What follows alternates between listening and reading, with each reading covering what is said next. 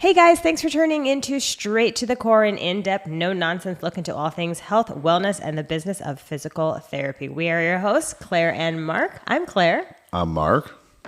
And today we're going to be discussing a topic I often rant about at the clinic. So you've been in the clinic in the last, couple of years. You'll probably hear me complaining about this. But we're going to talk about a non-work related topic, but somewhat work related, customer service. I complain about the service, but there is no service. That's right. All right. So this is probably fairly complicated, and we won't be able to rant about this all morning, but I could digress for quite some time. Claire, in your opinion, why has customer service in almost every aspect of business and businesses and restaurants and just people in general, why has it fallen so quickly? I don't want to blame everything on COVID, but I feel like there's definitely that comfort level where people just decided that they were willing to accept a lowered level of customer service in all aspects, whether it's at the grocery store or whether it's at a restaurant, because of current goings on, right? I mean, during COVID, everyone was stuck at home, and the people who were out working, then, we applauded healthcare workers and we applauded retail workers who were out there doing their thing. And then I think that just stuck. And then businesses and workers alike kind of realize that if this is what people are willing to accept, then why do we have to go above and beyond that anymore? Yeah, I'd probably agree with a lot of that. I think, if everybody is having a mediocre customer service experience, then you don't realize how mediocre it has become. But if you're going out for a nice meal, you don't expect like service that you would get at Chipotle. And with prices being high, you would think that the workforce would, kind of pony up for that extra, especially in the service industries. And I realize that there are plenty of people who are kind of put into a work situation that maybe isn't their ideal situation, right? I mean, we see online all the time people who are looking for jobs that they want to work from home, and they also want to make $60,000 a year, and they want to have a flexible schedule, but, asking people to go back into the office seems so antiquated nowadays and so outlandish for businesses to how dare they ask for people to come back into the office. And so when you look at some of those dining experiences, the retail experiences, these are people who are there in person. Mark and I will always talk about how, we don't have the luxury of being able to work from home, nor would I want to, obviously, with our chosen profession. But having people who actually show up to work, sometimes you're not picking from the A team anymore with that. You're picking from people, or that pool is the people who are in the position that maybe they don't have any other option in terms of working from home or anything like that. Yeah, I think it goes right back to the labor force too. There's a lot of people in the workforce that just don't really want to work anymore. Mm-hmm. And I'm sure that has a lot to do with the customer service of people in the labor force, whatever low and high entry level or professional level. They just feel like work is kind of a nuisance thing that they have to do, and there's no pride in anything that people do anymore. And I don't know, I'm sure 2020 accelerated that. I think it's probably my generation's fault for it as a parenting thing. Well, I mean, yeah, of course. I also want to work from home and work, 14 hours a week and make the same amount of money that I currently make and have flexible schedules and only work when I want to work. I mean, of course, doesn't everybody want that? But in reality, that's not how we were raised, obviously, and we don't have the luxury of that in our chosen profession. So we do the opposite, and we work more than we want to, and we work the hours that we don't necessarily want to either. But then I also think, and I don't think that this is necessarily a young person issue by any means, but there's also that mentality, and I see this online sometimes, is that there's that thought that you should switch jobs every 2 years, right? Like never stay in the same exact job for 2 years, because you'll never be able to recoup the same amount of money in your current position than if you went out and, looked for more money, even if it's a lateral move to a different position. And so then in whether you're talking about professions or you're talking about, retail or the restaurant world, then you just have people who they're not really willing to stay in the same place. So then you're as a restaurant owner or as a business owner or as a retail shop owner, I mean, you're constantly retraining because you're the people who are providing your customer service keep moving and jumping around. Yeah, that makes it pretty hard because as an employer, the last thing you want to do is have people moving around because it's very expensive for an employer to hire someone to train them. Presumably, you're losing money on them until they become proficient at their job, whatever field that you're in or business that you're in. And during that time, it's a lot of burden that all goes to the employer. And the employee's always getting paid the entire time. The employer rarely is getting paid until much later, and sometimes never. And I think that the workforce kind of forgets that your employer doesn't make money on you for a long time and sometimes never. And they need you to like be invested. We've all had jobs that weren't like our favorite jobs, but guess what? You did them and you did them well because that's what you were paid to do. There's like a pride of ownership there. It's, when you had your first car, it wasn't your favorite car that you dreamed about your whole life, but guess what? It was a car. You bought it, you mine. took care of it, and you tried to treat it right or whatever. And I think that some of those values that we were raised with are kind of lost these days. And I agree. It's not just young people.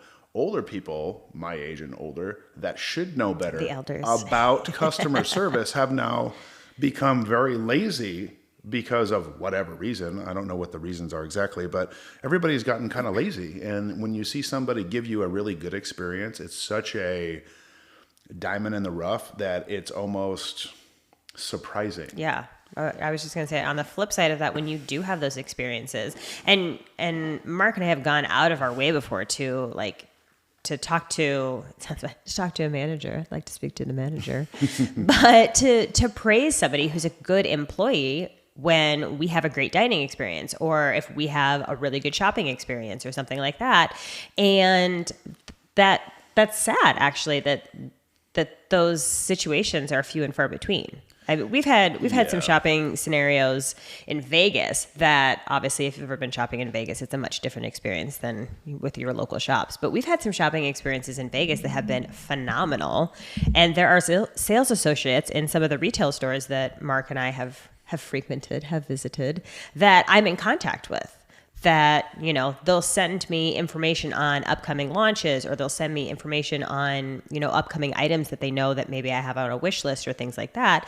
And not to say that that's kind of comparing apples to oranges, but in the sense that that's such a rare scenario in terms of customer service. Here's somebody that I maybe purchased an item from one time, whether they work on commission or not, they probably made decent money off of my transaction, and they still want to follow up. Now, is it all money based? Maybe. And maybe that's part of the reason that customer service is falling. But at the same time, it's still customer service that here we are 2, 3, 4 years later, we're talking about. Well, and I think the real bad thing is customer service really is only seen now in the ultra premium market. What you're talking about is an ultra premium market. You go to Mahogany for a steak and you get the service, you're paying for that. And I'm okay paying for it because you know what you're getting. But if you're paying that level premium, but you're not getting the service, that's a hard sell. Yeah. And you said something earlier that I probably disagree with when you said not business related, and then you corrected yourself. But I mean, how many times have we gone to a business, even like a little sports bar or something like that, and we return because of a customer service experience that we got? I mean, before we moved, we had a little local neighborhood bar and grill that we would specifically go to on certain days because of who was working, and not because we were expecting anything for free, not because we were expecting a discount. I mean, it literally was to say hello to somebody, to chit chat, to have friendly banter. And I think that goes back to our business as well. I mean, I'd like to think that we're really good at what we do in the actual business portion of it and the actual profession portion of it. But, Mark and I talk about this all the time. Part of what we do is dealing with some pretty crummy scenarios, right? I mean, people who have injuries, people who are in pain. And we like to think that we at least try to make some of that a positive experience. Totally. I think that's very important. I mean, we can just use the example yesterday. We were having hamburgers and drinks at a certain establishment. We saw one of our regular waiters from another establishment, and we chit-chatted and talked to him. And guess what? We're going to go visit him this morning. So I think that businesses all do a fine job, but people don't go to businesses because of just the product. They go for the service. You go to places a lot of times for the service, or the people that work there, or the personalities that are there, or whatever. Yeah. You go for the atmosphere. You don't have to go to the best gym on the planet. You have to go to the one that you feel most comfortable at, not the best equipment. The best for you. Yeah, and I think a lot of it has to do with the atmosphere, the customer service. It's all together, and I think that a lot of that has to do with just the workforce, and I'm not sure what the fix of this is. I think we're all getting kind of used to having like subpar experiences. I know. So what's the answer, right? And luckily enough, we deal with professionals for the most part, and we have been very lucky. We've had some duds along the way in terms of employees, but we've been very lucky in the sense that the duds tend to weed themselves out. But if you are somebody who is a little more staff heavy than we are, you and I as the owners are extremely hands-on and extremely involved in all the day-to-day things, and then the business as a whole. But if you're a business that does kind of capitalize on customer service, and that is an area that sometimes is outside of the control of the hiring manager or the supervisor, things like that. I don't know what customer service in the retail or the food spot looks like 5-10 years from now. I don't know, but you get the outliers like Chick-fil-A, where you go and have a good experience for a fast food experience, and you realize that it's not dead; it's just dying. Yeah, what's Chick-fil-A and Runza doing? They're training. Costco is them the same way. They have such a good business model of training that they get people that want to work, and I think some of it's the benefits, some of it's the pay. They could be more choosy about who they're hiring, but their training is so fantastic that it's rare to have a bad experience at a place like that. Yeah. No, I agree. And those are rarities. I think a lot of people will say Chick-fil-A is like overrated, but if you go there, that's some good chicken. Yeah, and their breakfast burritos are fantastic. Oh gosh, we were gifted breakfast burritos the other day by a patient who brought them in, and they were.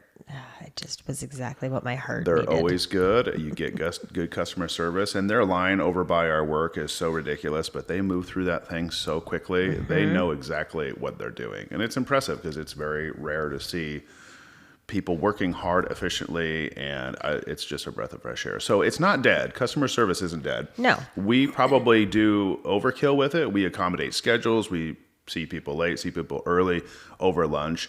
Sometimes patients take advantage of that, and sometimes our customers don't realize what kind of hours we work, and then they're mad because we can't get them in for 2 weeks. But literally some days we are booked 7 to 6, and there is no lunch break. There's no bathroom breaks. You are struggling to eat food and consume enough caffeine to get through your day. And I know they don't really understand that life, but sometimes people are they don't understand what we try to do for people to get them in. I wish people could just like hang out with us for a day and be like, oh, wow, you guys are so busy all the time.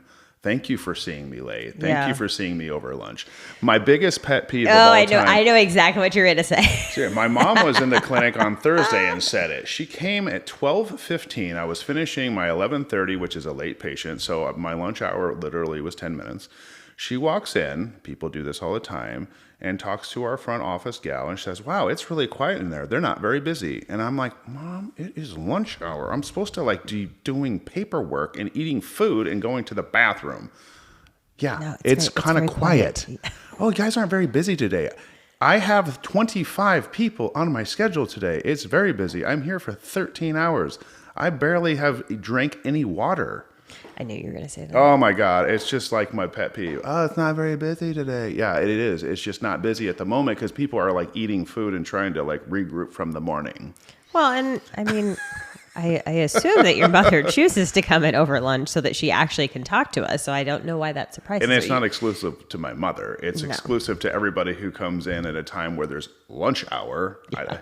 Have you ever been to another business that doesn't take people over the lunch hour? I mean, we do unfortunately have to do that, but go to a medical office. It's pretty quiet from 12 to 1 because a lot of people just left. Yeah. Well, somebody's staying there to answer phones, but it's like rolling in at Chick-fil-A at, I don't even know what time Chick-fil-A opens. Probably, well, they serve breakfast. It's like rolling in 5 minutes after they open. Oh, it's not very busy in here. Yeah, you guys aren't very busy these days. Give it a second. It will be. Yeah, just relax. Okay, so customer service is, I don't know, do we as the consumer, do we Start complain about it more? demanding I better don't know, but then we're service? just a whole bunch of Karens, right? No, I don't think that the customer service right now is at a level of Karenship. I think that we speak by not going. Sometimes if the customer service is routinely bad, you either just stop going and that's your way of complaining about it, or you keep going and you will never change it, because if a business continues to give you bad experiences and you go and accept that, you're just precipitating the problem. I only read a little snippet of the article, basically the headline, but I glanced over it, is that there's backlash now that McDonald's has raised their prices, right? That they're bringing back like a $5 menu or something like that, because people were okay with a certain level or a lack of customer service and a lack of product quality because of a certain price point. And now that everything is so expensive, now that doesn't happen anymore. Now you're paying for shoddy quality and crappy customer service. Well, and the crazy thing is that, I mean, this can get like real interesting real quick, this conversation, but that all comes down to changing a minimum wage. Everybody wants $15 an hour. Where do you think the money's coming from? It's coming from the consumer, because the margins on food for business owners aren't high enough anyway. So if you're going to give everybody $15 an hour to suck at their job, guess what? Your $1 hamburger is now $3, or it's like $10. I don't know what it is, but that's a whole new thing that's driving, obviously, inflation. And so then basically when it comes to customer service, then we have to let our money talk. Yeah. And we probably need to go back to going out of our way to, giving people pats on the back when they're actually doing a good job and giving customer service to the level that what we were expecting 5-10 years previously. Yeah. So, there was a tornado a few weeks ago, and we had lost power. So we went out to dinner afterwards. And after that, because we didn't have power at home, and we felt a little bit guilty eating dinner and drinking some wine to like celebrate that we hadn't died or our house wasn't destroyed, thank goodness. And we had a really good experience with our server. Mm-hmm. She was exactly what we needed. I wrote her name down. And we had a really good experience, and we told her that. I think a lot of people don't take the time to say, hey, you're doing a great job, I appreciate you. They'll say, hey, I'm very people like to complain. And so you look at reviews online or whatever, 10 times more likely to leave a bad review than a good review, because good experiences don't leave the impression on your brain as a bad experience. And so when you find good people, I like to request certain people, and I like to stay with those people, and that's important. Here's literally my list of good people that I have. Yeah, so she's got a lot. She's like, these are where we go, and we request the server, and if we don't get that server, we wouldn't go. Yeah, I mean, we'll still go. But Depends. I mean, this is a list of servers that I have for people at nice restaurants. There's somebody who's a manager at Shields that we had a great experience with over the 4th of July one year. Like managers of businesses that we frequent and places that we've just had really good experiences with. And this is a list that like I said, I don't want to be a total Karen and talk to the manager and always give thumbs up and things like that. But, we have people to refer back to. That's right. All right, we can wrap this one up. We can probably talk about this for ages, and we probably will at some point. I want to discuss, manners and workplace and all this other thing. So we can dive into that another time. But stay tuned. Stay tuned. All right, this is Mark and Claire from C.O.R.E Physical Therapy. Straight to the core. Dr. Mark, Dr. Claire signing out. Peace.